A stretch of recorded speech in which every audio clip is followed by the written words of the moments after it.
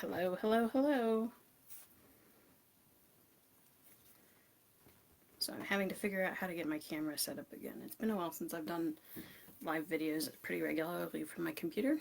And my little table in here in my office disappeared for a little while because it had to be used as a sewing table.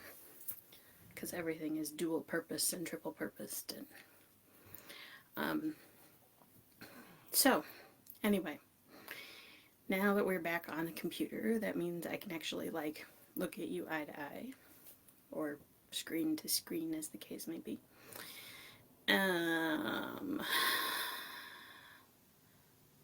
So, no questions from anybody this week, which makes it a little bit hard to know what to talk about, right? So I decided that I'm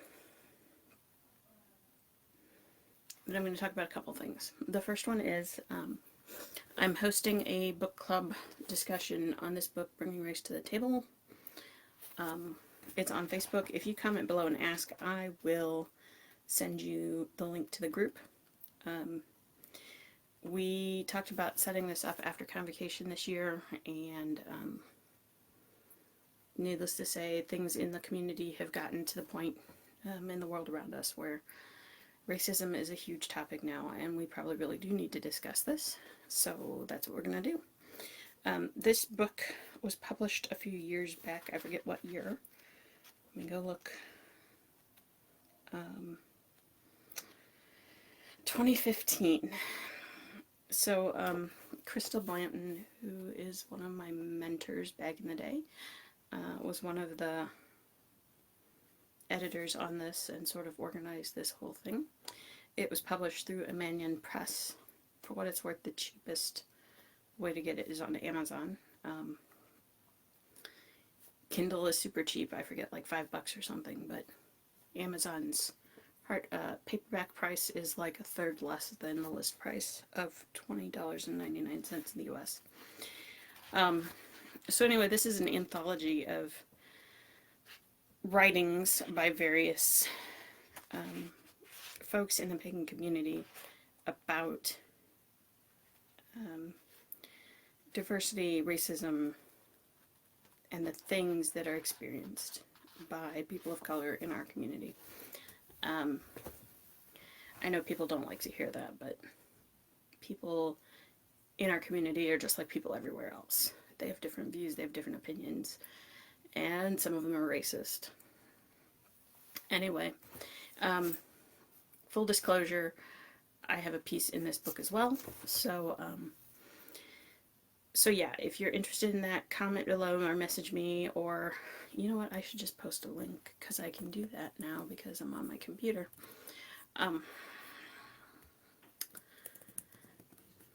We're gonna get started on this book club. We're gonna try and start July 1st. So let's see if it'll paste. There, now you have it. There's the group. Everybody's welcome, but you need to know up front that this is going to be a hard look. There are things that you're going to read in here that you don't want to hear, probably. But we're going to talk about racism in our community and how we fix it, and what people experience in our community, and all the things that go with that. Because all of that plays into the way that the community operates these days, and in what you see when you go to events and when you go buy books and so on and so forth. So that's the first thing tonight. The second thing I thought I would talk about a little bit, now that we've gotten the self-promotion out of the way. Okay, not all the self-promotion.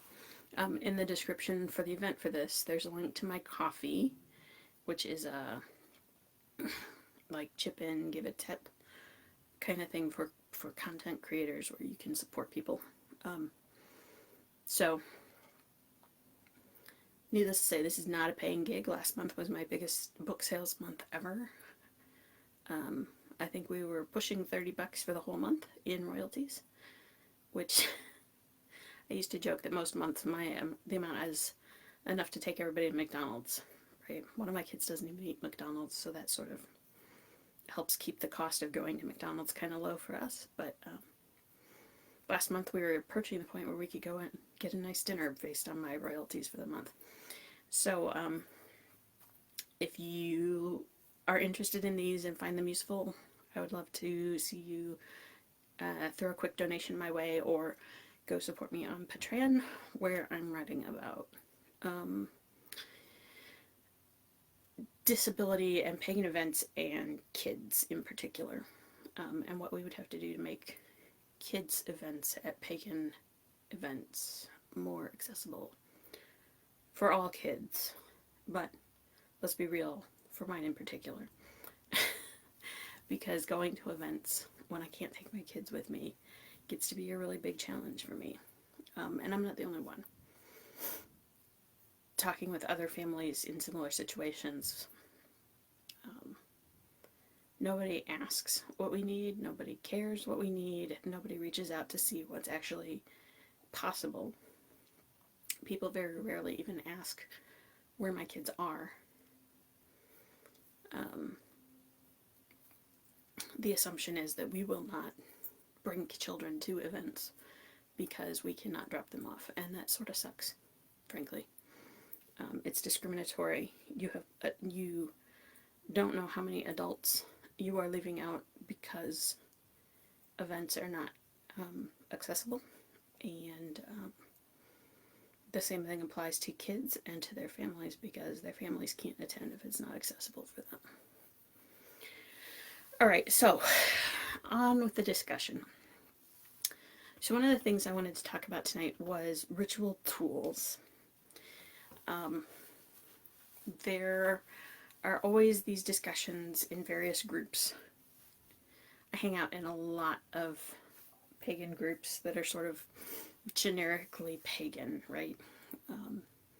They're sort of wide-ranging. Some of them are location-specific. Some of them are just discussion-specific. But they have people everywhere from brand new to the community to been here longer than I have. And every question brings up a million billion answers, and some of them are better answers than others, right? So let's talk about ritual tools this time.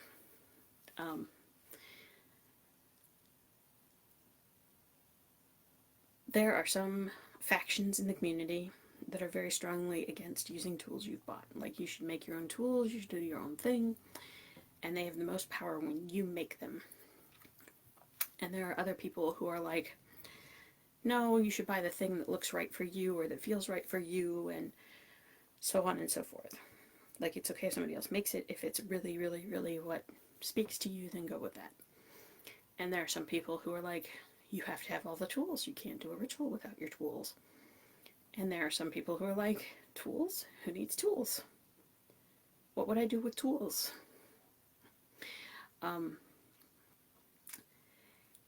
And different groups use different tools. So it makes for an interesting discussion, right? I have been in circles where a sword was used to cast the circle. We're talking, a 4-foot long sword. And I've been in circles where a wand was used to cast the circle.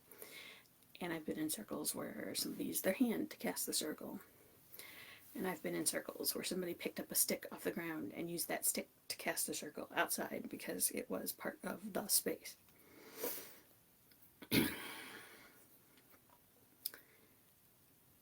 And these days, I would argue I'm one of those people who doesn't cast circles very often at all. The world is round. It's always a circle. So then what do? So here's the thing. If what speaks to you is making a tool, then make the tool. Some tools are not really capable, you're just not going to be able to make, right? I am not a blacksmith. I am not going to be able to make a knife. I do, somewhere here on these crazy shelves, have a kit to make a probably 18-inch long dagger, right? But the blade is already forged. The blade is halfway sharpened already. It needs some fine honing to be sharp enough to use, but if you're using it as a ritual tool, it maybe doesn't need to be sharp. Oh, that's another one. Some people will tell you that your athame needs to be dull, and some people will tell you that what's the point in having a knife that you can't use? Yeah, it could go either way, right? It's you have to figure out where that energy is for you. For me, generally, knives are supposed to be sharp. That's what they're for. So if you have a knife that's not sharp, it's sort of useless, literally pointless.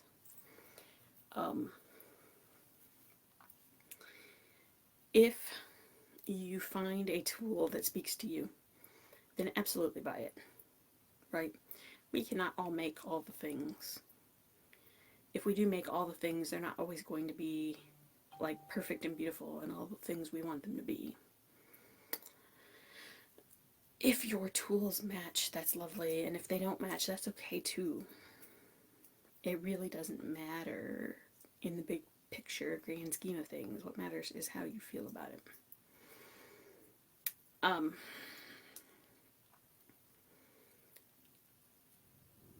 pretty much anti-tool right now, right? I don't get the tools out.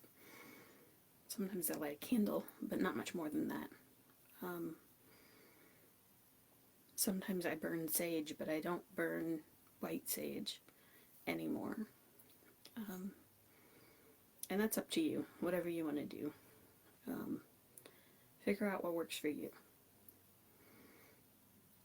I typically am burning sage that family members have sent from South Dakota from our reservation. So why would I buy sage if I can have all the sage I want?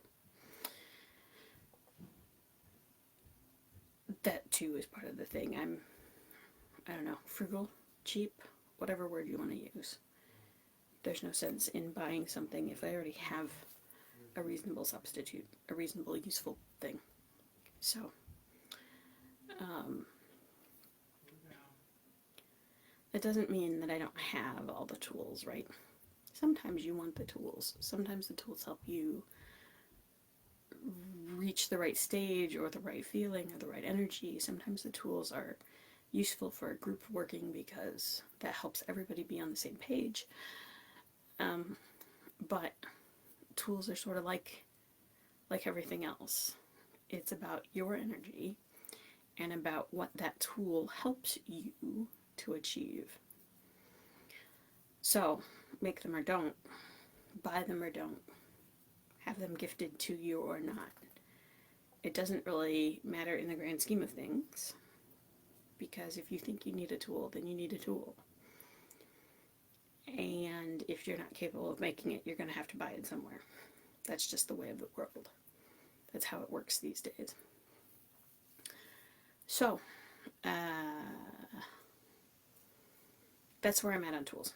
I am working on putting together a small travel altar kit. I used to have two, actually. I used to have an itty bitty kit in a bag that I could tuck in a suitcase or something when I was traveling for work.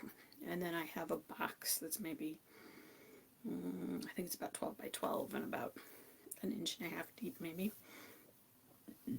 The top is a sliding lid, and that lid has a pentacle painted on it and some other decorations. And when I originally bought it, it came with a variety of mini chime candles and little candle holders and an itty bitty tarot deck and some empty bottles for anointing oils and what else? Oh, a little bitty cone incense burner and what else was in there originally? Anyway, an entire altar set, basically. All of your typical ritual tools, some herbs, some candles, little incense burner, add a cigarette lighter, add a knife or a blade of your choosing, and go from there. The nice thing about that was that it all packed in there nicely, and you could slide the lid shut and you could pick it up and put it in a tote bag or in something else if you were going to carry it somewhere and do a ritual. And originally I bought it to go and do hospital visits, which I never ended up doing. Because I never got called. We went and left information with the chaplain's office at local hospitals with the names and contact information of a bunch of groups in the area, but nothing really came out of that ever. In fact, several years ago when I was in the hospital and they asked about calling someone, the chaplains were like, well, what religion are you, and can we call someone for you? And I'm like, well, thing is, probably I'm the person on your list who you would call. So there's that. Actually, that's something I should bring up in our local community again. Like, what are we doing? How are we handling that? Right now with COVID, it's probably a total mess, because up until recently there have been no visitors allowed anywhere in the hospitals. But it's probably something we should talk about again. So yeah, this week I went and ordered, well actually like 2 weeks ago I ordered a minister's stole so that I could do that kind of stuff again if it comes up and be like properly outfitted and look official. I should show you, it's really cool. So it's this nice teal, it's got a pentacle embroidered, and then it has rainbow stripes and fringe at the bottom. Fringe is always awesome.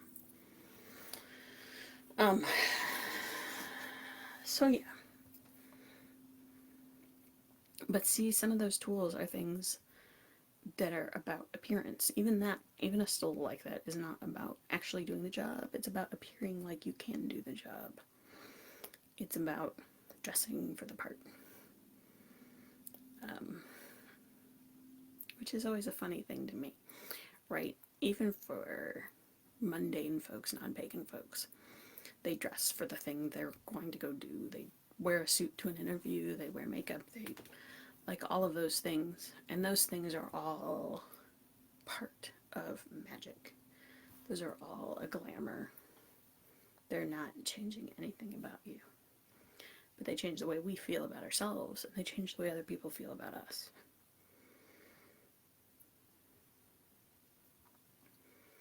And sometimes that is as important to the end result as any actual skill or any actual knowledge that you might have about the situation at hand. Alright, so like the page, like the video, comment below. If you have something in mind you want me to talk about next time, say so. Otherwise I'll come up with something between now and then to talk about. And again, the coffee link is in the event notice for this, and I think, let me find you a Patreon link, and I will put that in the comments here too.